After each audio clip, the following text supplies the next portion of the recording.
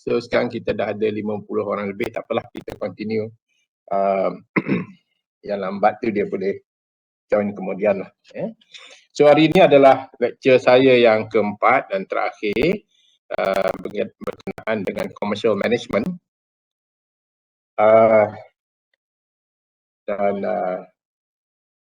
Tajuk kita pada hari ini adalah monitoring commercial performance.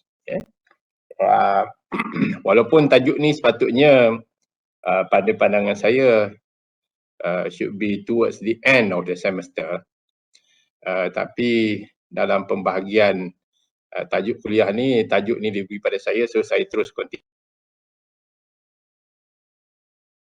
pada lecture yang keempat. Okay, so before we go on monitoring commercial performance, kita perlu juga faham tentang kawalan ataupun control, because monitoring tu is actually part of the component of control.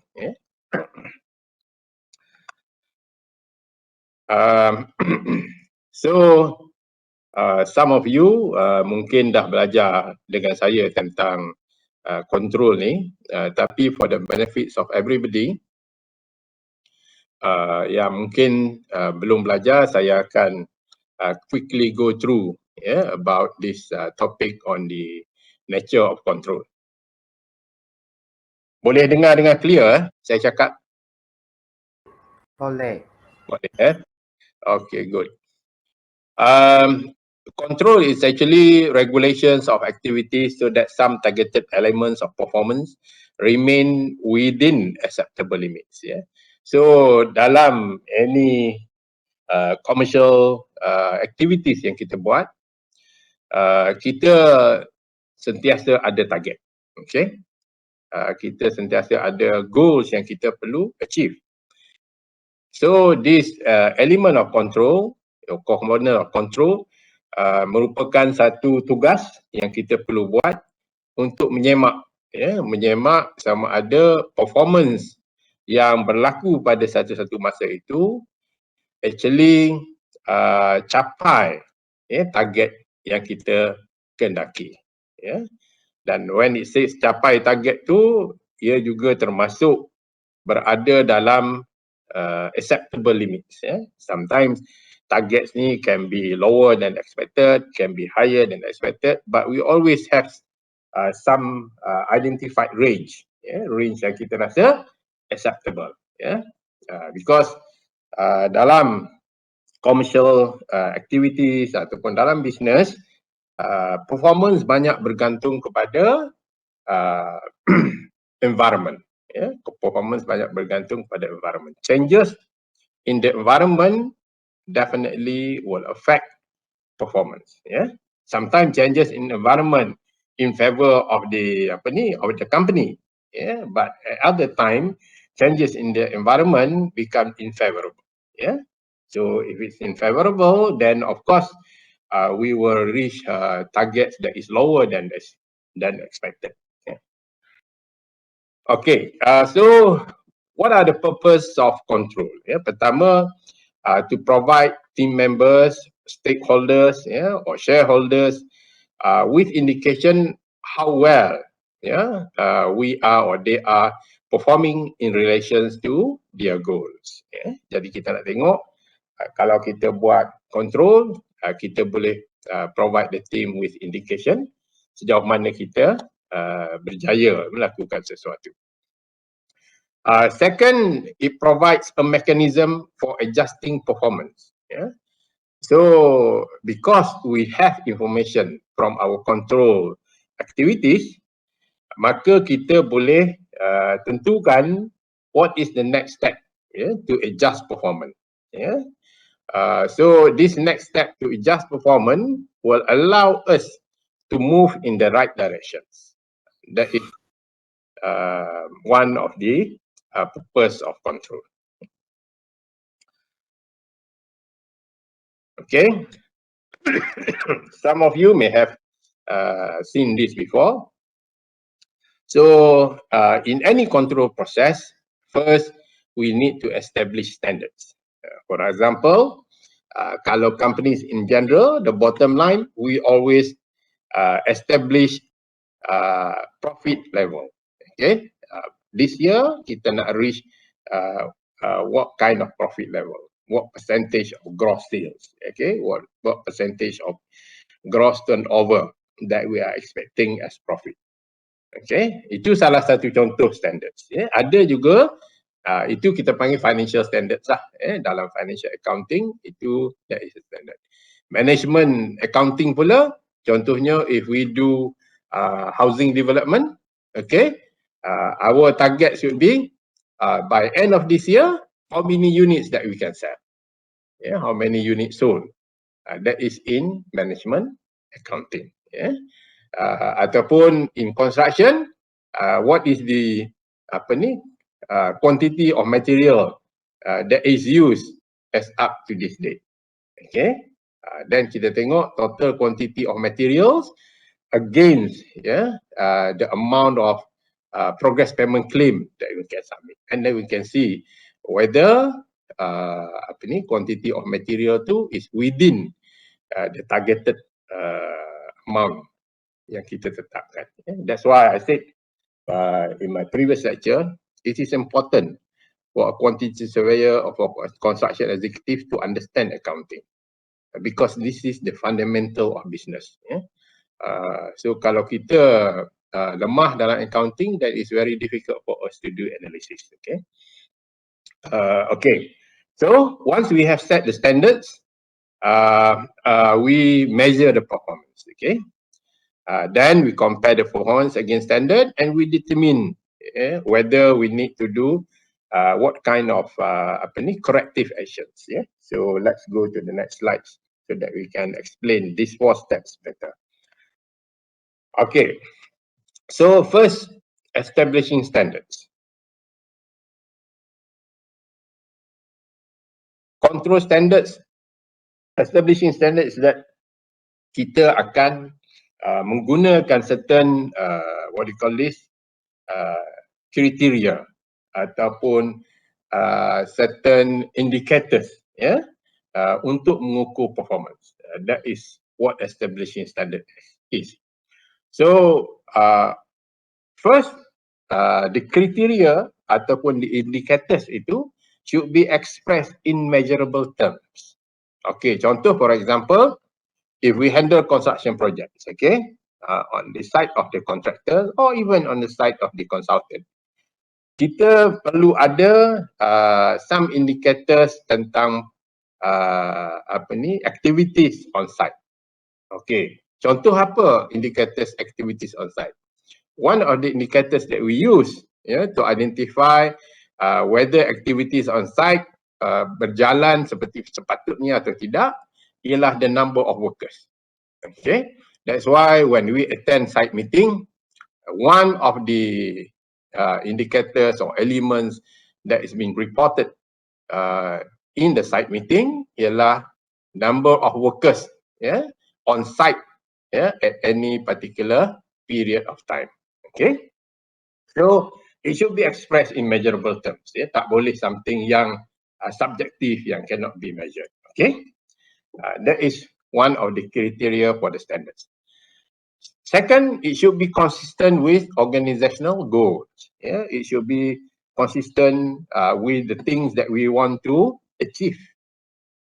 Kalau katalah kita nak achieve completion of project, so the indicators that we use must be contributing to the completion of the project. Kita tak boleh guna indicators yang tidak contribute to the completion of the project. So for example, tadi saya sebut number of workers on site, because of course you need the workers to complete the job. If you don't have workers, even though you kata sekarang kita guna teknologi, we use less workers, yes, but still we need some workers. So that workers contribute to completion of the project, so it may become one of the best indicators to determine whether the project is moving towards the completion ataupun tidak. Okay, Second should be identifiable indicators of performance. Identifiable means that it is available. Yeah, the indicators tu kita boleh collect data dia. Yeah, macam you nak buat research lah. You buat research, you buat something yang you sendiri pun tak sure whether you can get the data or not. Itu selalunya you akan berhadapan dengan masalah. Yeah. Jadi kalau kita nak buat research, ataupun kita nak tentukan performance, we must identify something that is identifiable. Okay? Okay, setakat ni faham? Ada nak tanya apa-apa? Okay, tak ada apa, okay. Then second is measuring performance. Measuring performance ini ialah satu proses yang ongoing. Maksudnya kita ada target to complete the whole thing within 12 months. We cannot be measuring the performance only at month 12.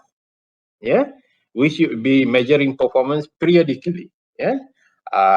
This is the way to make sure that we're moving towards the target. Kita tidak off the target. Jadi contohnya, we measure it every week, we measure it every month. Okay, so that when we reach month 12, kita tahu bahawa projek kita siap on time. So performance measurement is an ongoing process. Okay, performance measures must be valid indicators. Ini saya dah terangkan. Okay, then we need to compare performance against standards. Okay, because kita ada target tu kita set as a standard. Then when we do collect the data, data yang kita ambil itu kita compare against the standard. Okay, so from there kita tahu sama ada kita on target or kita off target. And then if we are off target, then we should find what are the reasons that we are off the target. Okay. Then the last part of control process is considering corrective actions. We have three options when it comes to corrective actions. One is do nothing, which is maintain the status quo. Sometimes we choose to maintain the status quo when we know for sure the reason why we do not achieve certain things. And our stakeholder agree with the achievement that we so far have achieved, and they believe that we can give an extension or we can accept the slight deviation between what we have achieved and what we have targeted. In that situation, we maintain the status quo. Okay. The second option is to correct the deviation by bring operations into compliance with standards. It means that we have to put extra effort to catch up with whatever that we have left behind. Okay, so of course when we say to catch up means that we have to increase the resource, or we have to find alternative way of doing things. We need to change our method statement. These are the corrective actions that we need to employ so that we can correct the deviation. Okay, that is second. The third one, there are circumstances that is beyond our expectation at the time when we do a forecast, at the time when we do the planning. Okay, because of that, we need to change the standard. We need to change the standard. That means we need to change the target. For example, we started our project in June 2019. By March 2020, we had problems of movement control order due to COVID-19 pandemic. So everybody has to stop work. So obviously, when everybody has to stop work with the instructions of the government, we cannot put that target into what do you call this? into actions, or we cannot maintain the same target as we decided in June 2019. Yeah? In these situations, we need to change the target, or we need to change the standard. Okay.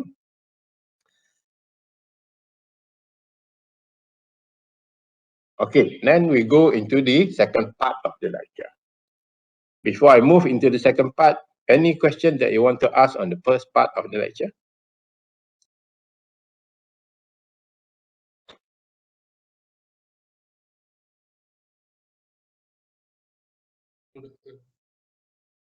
Tak ada, eh?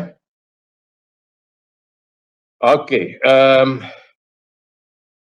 So now let's look at the program performance, or project performance. So assessment is based on project goals, as I said in the first part. And for most projects, including construction, key performance indicators of project will be cost, time, and quality. Because cost, time, and quality would determine whether we have achieved the profit, whether we have achieved what is agreed between us and the stakeholders. Okay. Key performance report in projects will include will be in two what we call form. One is physical progress. Second is financial progress. Okay. Physical progress mainly involve managerial accounting. Financial progress mainly involve financial accounting.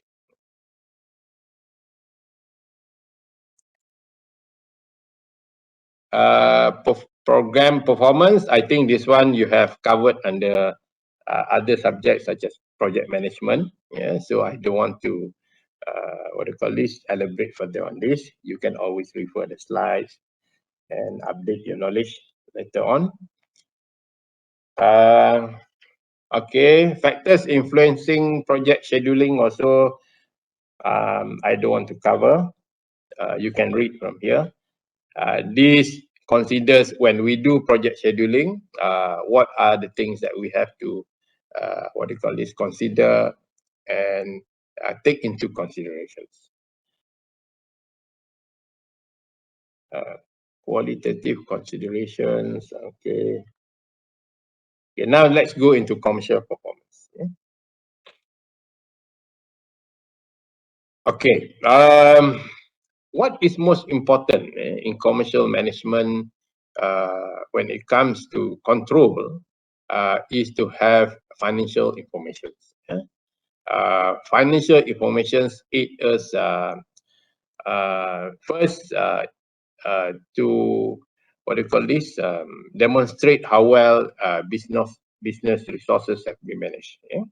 So financial performance will tell us how much money that is left, how much money that we have used, then what is the expected profit as at the time of analysis. Okay. Then with that kind of information, it helps us to make decisions. It helps us to do some planning and also to carry out control activities.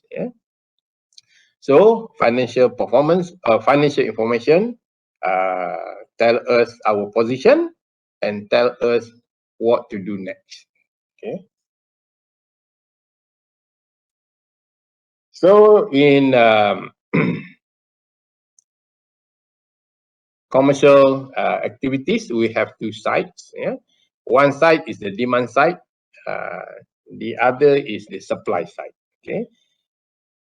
The demand side is to assess whether a project will generate sufficient return on investment. That means the income, how much income that we're going to make, or how much payment that we're going to receive. So the demand side can be explained based on projected monthly or projected annual cost or annual income. Okay, the second one is the supply side. The supply side is the cash outflow. Yeah. We need also to identify how much that we're going to spend. Okay. So then from there, we can always monitor whether the amount that we actually spend is within the targeted limit that we expected at the outset of the project or at the outset of the activities. So from the supply side also, it gives us the information or it gives us the indication how much profit that we can make from this particular business venture. Yeah? Because profit depends on how much that we spend. Even though at the um, outset of the project, we expect it to make 20% profit or 5% profit. But at the end of the day, it depends on how much that you spend. Yeah, will make sure that you make 20% or 5%. Yeah, so the supply side is also an important part that we need to monitor.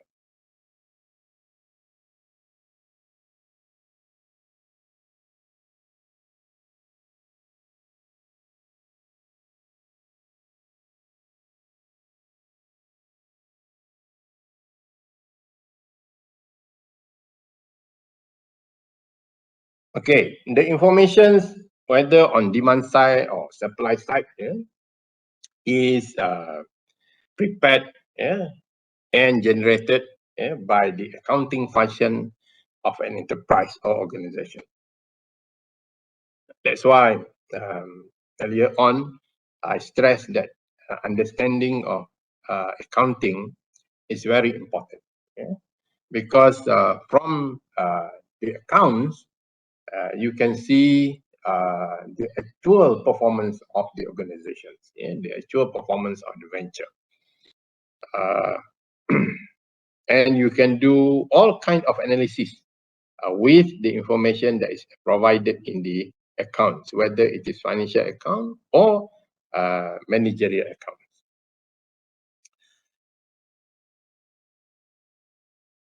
Okay, the accounting process involve the classification and measurement of transaction. Classifications mean the various categories of your activities. And the each transactions that you make for the particular activities is recorded in the accounts. And these activities is summarized for a certain period of time. It can be a big organization has to analyze the transaction on daily basis. For example, bank, they analyze the activities on daily basis. Smaller or medium-sized organization may analyze on weekly basis. Some of them may analyze on monthly basis. If you are a small organization, you may analyze it on monthly basis. The bigger the organization, the period of time for analyzing information becomes shorter. You faham mengapa it becomes shorter? Anyone who can answer that? Why the bigger the organization, the time for analysis of information become shorter?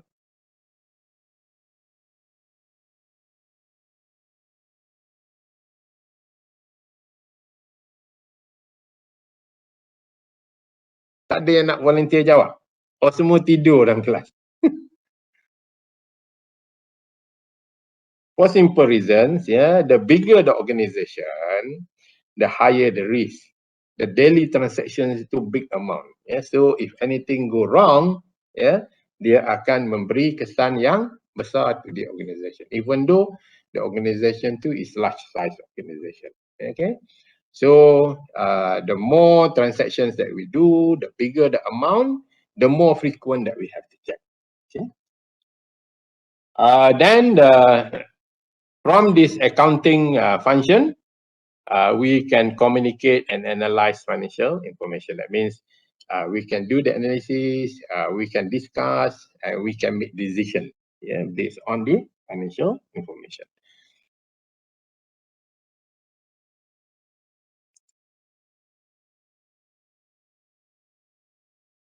Okay, the major function of accounting is the preparation of financial statement. Okay, that's you can see. Okay, these financial informations, yeah, can come in many forms. Yeah, one is the balance sheet.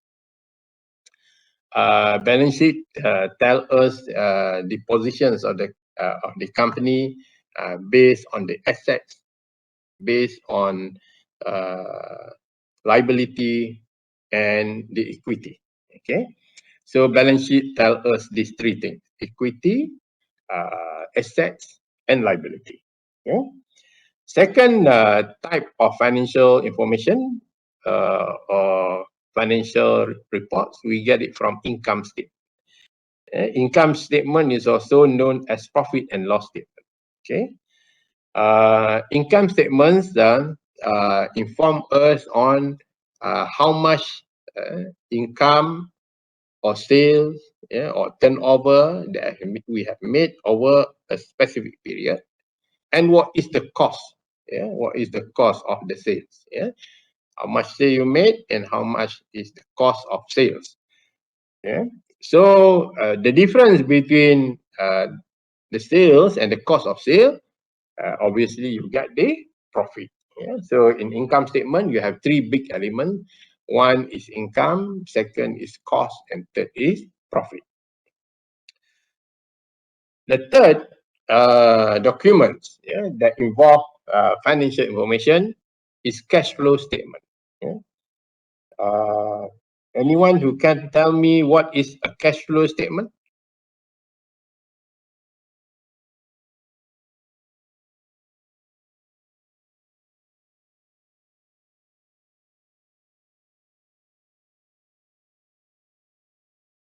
Tak ada.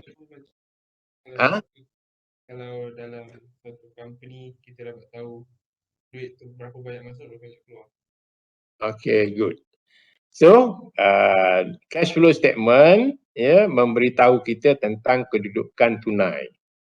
Ya, kedudukan tunai bagi opening period dan kedudukan tunai bagi closing period. Okay, kalau kita opening period and closing period tu tempoh dia 1 bulan, so will be early of the month, 1st of November, berapa kedudukan opening period, opening dia, cash statement dia, cash position dia pada masa kita mula-mula operation, ya, 1 bulan, dan bagaimana kedudukan cashnya, ya, pada akhir tempoh itu, katalah 30 hari bulan November. So the cash position yang kita tunjuk dalam cash flow statement ini, dia menggambarkan how much is the cash inflow, ya, berapa banyak cash yang masuk, and how much is the cash outflow for that period. Ya, kita bayar-bayar semua tu cash outflow. Kita terima daripada orang semua cash inflow. Okay, the difference between cash inflow and cash outflow tu ialah cash yang ada dalam tangan kita. Jadi kalau katakanlah cash balance yang ada tangan kita tu sangat kecil, jadi the position of our company is rather difficult lah, because kita tidak mampu untuk menampung kita punya keperluan bagi melakukan activities. Jadi that's why some companies apabila dia punya cash inflow berada dalam keadaan yang tidak baik, dia terpaksa mendapat bantuan lah. Bantuan tu can be through the injections of new capital ataupun through overdraft ataupun loan daripada bank dan sebagainya, to help their cash position, so that dia punya aktiviti tu boleh dilaksanakan. So this information ini digunakan oleh macam-macam orang lah. Kita sebagai eksekutif, kita sebagai pemilik syarikat, clients kita pun guna juga maklumat tu nak tengok position. Contohnya as a contractor, you bid for the project. The clients that want to award you the project also ask you for these documents, ask you for your accounts. Kenapa? Kerana dia nak tengok sama ada you ni sebenarnya mampu atau tak mampu untuk melaksanakan projek ataupun aktiviti yang kita cadangkan pada mereka lah. Okey.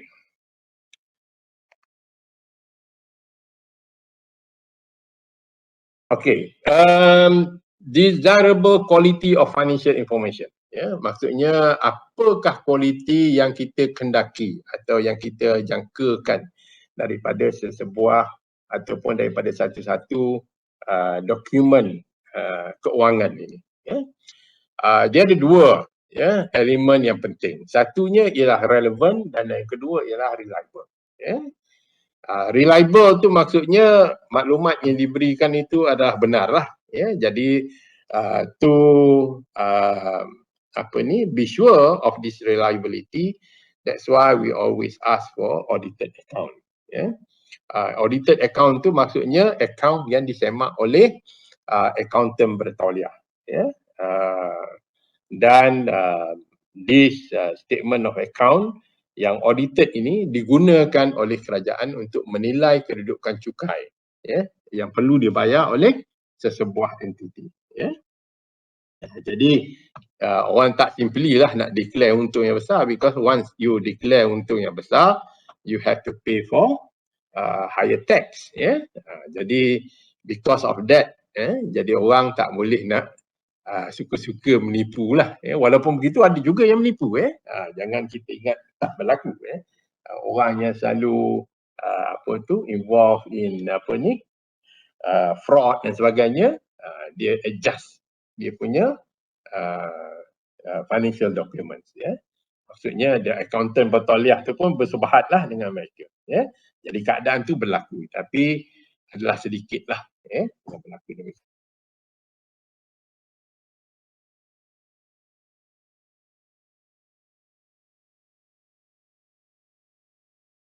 Nilai kedudukan sesebuah organisasi atau sesebuah enterprise ataupun sesuatu entity. Then because of the relevance of the information, we can use it to compare kedudukan satu-satu entiti itu berbanding dengan yang lain. Okay, selain daripada relevance and reliable ini, information need to be comparable. Okay, comparable ni saya dah sebut tadi. Dan yang kedua, understandable.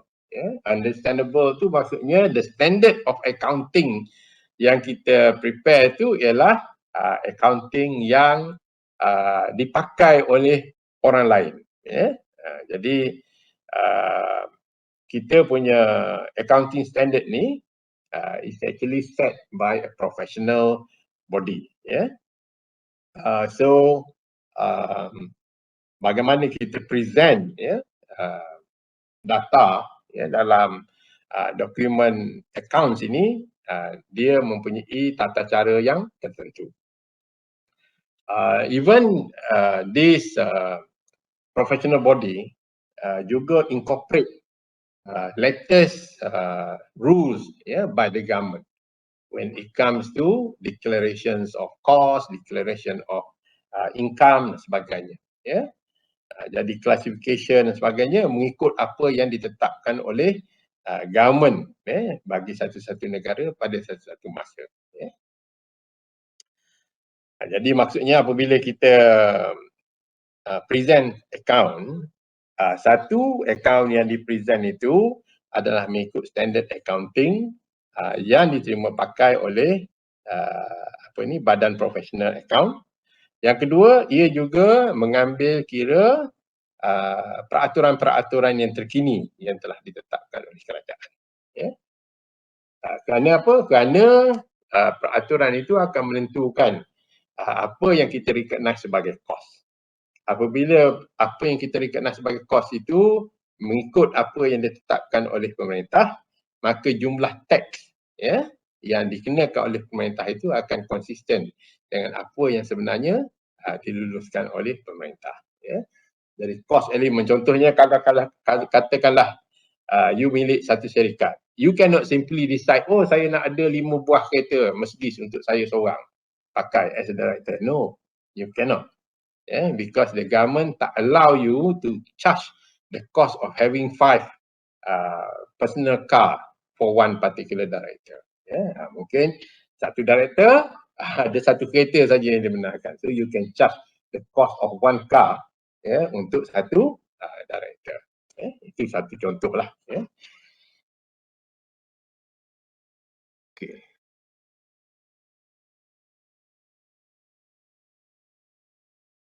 Okay, this financial report can be divided into two sections ataupun two types. One is financial accounting, yang kedua is management accounts. Financial accounting ni ialah kita kadang-kadang kita panggil external financial analysis. External tu in the sense that maklumat yang di-supply di dalam financial information ini, financial accounting ini digunakan oleh pihak luar.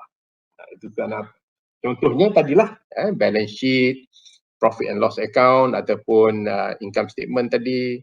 Begitu juga cash flow statement. Tapi kadang-kadang cash flow statement tu company tidak berikan kepada semua orang lah. Yang selalu diberi pada orang ialah dua benda ni, iaitu balance sheet and income statement. Okay. So financial accounting produce these three documents. Management accounts sedikit berbeza dengan financial accounts. Management accounts ini information tu digunakan oleh organisasi dalaman. Contohnya bagaimana kita punya penggunaan materials dalam production process kita. Bagaimana penggunaan labor, penggunaan machinery dalam kita punya production process. Apa kita punya kedudukan break even bagi output kita. Kalau kita buat pengeluaran, what is the amount of break even point yang kita boleh capai. So apabila kita buat target sales, target sales mesti above the break even point, then we can at least make some profit. Itu masuk dalam management accounts. So this management accounts digunakan untuk kita buat internal planning, internal evaluation and control of commercial activities. Quantity surveyors actually do part of this management accounts. Apabila kita buat analysis of construction output, kita actually preparing some elements of management accounts.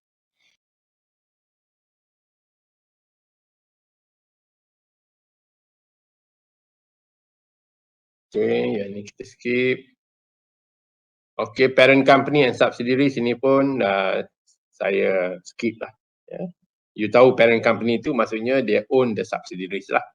Part of the subsidiaries punya ownership tu belongs to the parent company. Some of the subsidiaries tu could be 100% owned by the parent company. So dalam segi accounting, subsidiaries punya accounts ini akan disatukan bersama-sama dengan parent company punya accounts. So dalam reporting of each company, dia ada dia punya individual accounts for each company. Lepas tu dia ada holding company punya part. Jadi kalau parent company tu dia ada holding punya accounts lah for everybody, dan dia juga ada accounts untuk operation dia sahaja. So that's how the relationship between parent company and subsidiaries.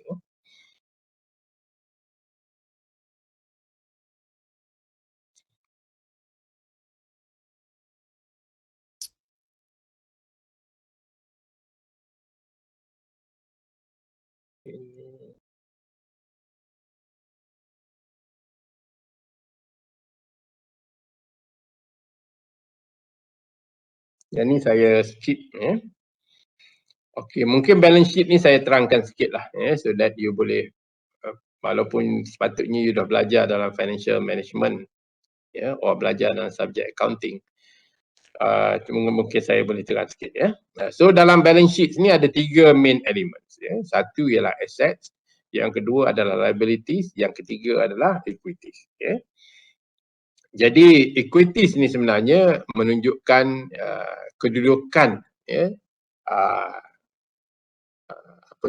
kedudukan keuangan ya satu-satu syarikat tersebutlah ya.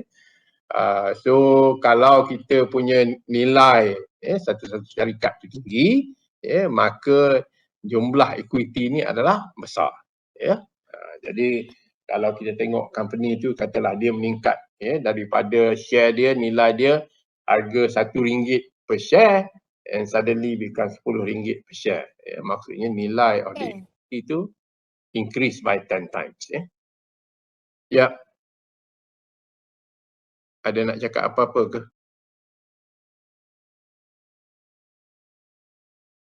Tak ada. Okey.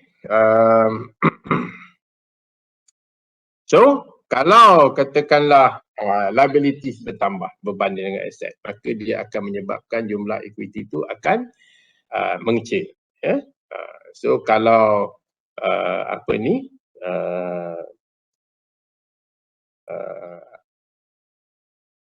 contohnya company kita mempunyai kepercayaan yang tinggi oleh orang lain ya. Orang lain percaya bahawa company ini mempunyai masa depan yang tinggi.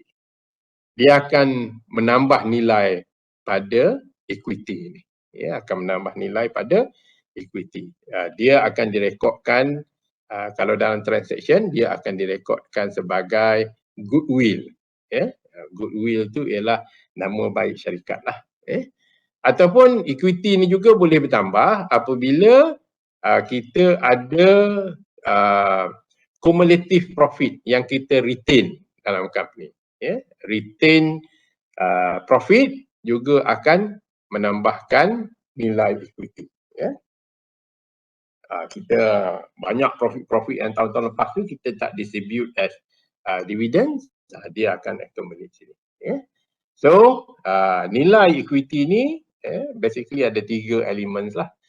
Satu ialah elements of the real things that happen in the company which is asset minus liability. Yang kedua ialah nilai kepercayaan orang kepada keupayaan syarikat which is goodwill, dan yang ketiga ialah kita punya retained earnings yang kita simpan dalam sebuah syarikat. So selalunya apabila orang nak take over syarikat, selalunya kita akan tengok tu lah ada tak retained earnings, berapa retained earnings yang disimpan dalam syarikat dan sebagainya Okey.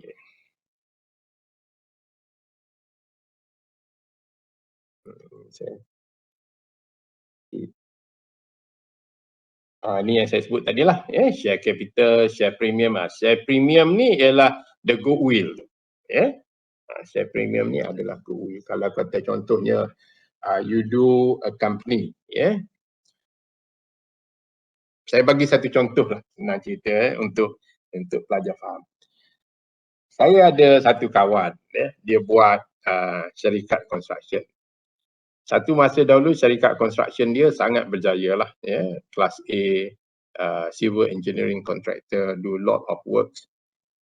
Suddenly from civil engineering dia nak venture into building.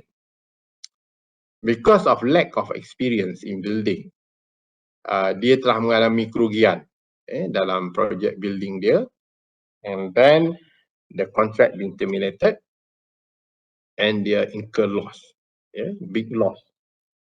So because of that big loss dalam building works tu, dia tidak dapat nak meneruskan bisnes dia, walaupun at one time he is making a lot of profit from civil engineering works. So and he faced challenges from the inland revenue, asking for tax, dan dia tak mampu untuk bayar tax lah, because of project dia being terminated dan sebagainya. So for quite a long period, syarikat dia dormant. Okay, dormant tu maksudnya tak ada aktiviti lah, tapi exist. So suddenly a few years back, ada a group of people interested to get a vehicle, maksudnya to get a company untuk laksanakan projek yang diberi oleh kerajaan kepada mereka. Dan projek itu involve maintenance of roads. So dia tak ada, orang yang dapat projek ni dia tak ada company. So apa yang dia buat, dia beli company kawan saya yang dah dormant ni, yang ada banyak hutang, yang mengalami kerugian ni, dia beli dan dia gunakan that company untuk sign the contract untuk buat road maintenance with the government. So they end up paying, my friends, pay all the tax punya yang tangguh dengan lembaga hasil, and give some premiums to my friend, few million jugalah. So from keadaan hutang dengan inland revenue berpuluh juta, dia pula dapat duit few million. Okay, so the return yang tadi tu tolong bayar hutang, bagi few million tu dikira sebagai share premium. Share premium. Maksudnya nilaian premium yang diberi oleh pembeli berdasarkan apa yang dijangkakan. So kalau kita tengok the physical share capital, sepatutnya dia negatif. The nilai equity itu is actually negative. Tetapi because ada nilai value of the company in the eyes of the buyer, maka dia bagikan this share premium punya figure yang menjadikan total equity itu positif. Jadi dalam commercial activities ni kadang-kadang begitulah. Benda ni tidak semua seperti mana yang kita jangkakan. Kadang-kadang kita bernasib baik. Company kita yang rugi berpuluh-puluh juta pun suddenly can make some money. Kadang-kadang benda yang really making money, at the end of the day, it turn out to be a loss. Jadi that's why people always say rezeki itu dia bergantung. Kadang-kadang tidak semua rezeki itu kita punya, maka kita tak dapat. Okay. Ada nak tanya apa-apa? Tak ada nak tanya. Tak apa. Besok you dah kerja, you dah tua sikit, you akan nampak lah benda-benda yang saya sebut ni, you akan jumpa. Sekarang ni you belum, mungkin some of you tak boleh nampak lagi lah.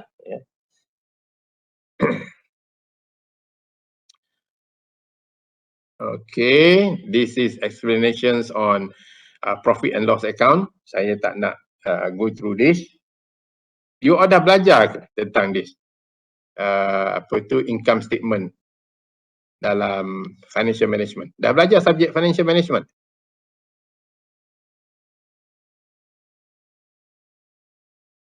Dah? Dah. Okay, good. Dah, ini should be faham lah. Okay, this is cash flow. Profit and cash. Okay, the difference between profit and cash ni you memang saya dah terang juga dalam lecture, whether you take it or not, saya tak pasti lah kan. Because profit ni dia bergantung kepada income. Dan saya sebut dulu income generated by a company based on invoice. Income generated by the company based on invoice. Tidak based on the actual payment that you receive.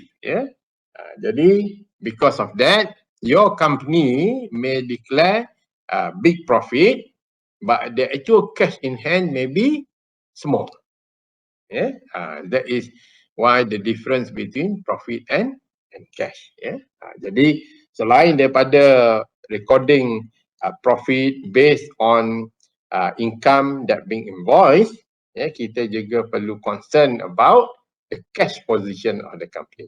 Walaupun company yang mempunyai peraturan kredit, kredit limit, company bagi kredit pada dia punya penghutang, katalah 7 hari atau 14 hari atau 30 hari, tapi seperti mana yang saya cakap dalam lecture yang lepas, untuk dapat payment tu tak mudah.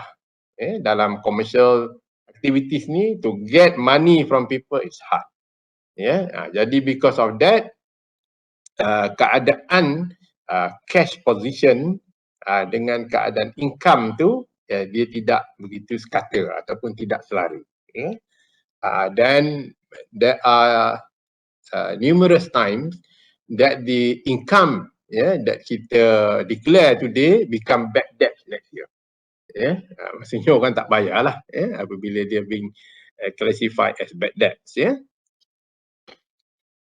Okay. Financial analysis. Okay.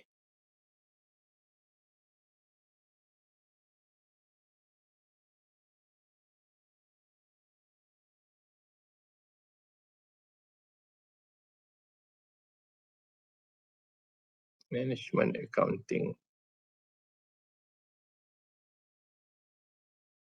Okey, kita berhenti dulu, rehat 10 minit.